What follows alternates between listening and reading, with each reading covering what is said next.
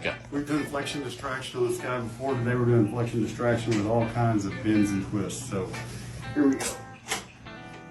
You're gonna like this, Shane.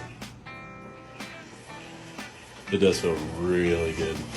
So you notice this table just kicked over. This is gonna give him a whole new level of stretch. He said he's pretty tight today, so.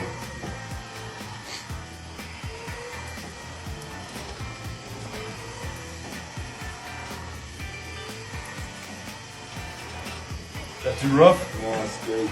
Awesome.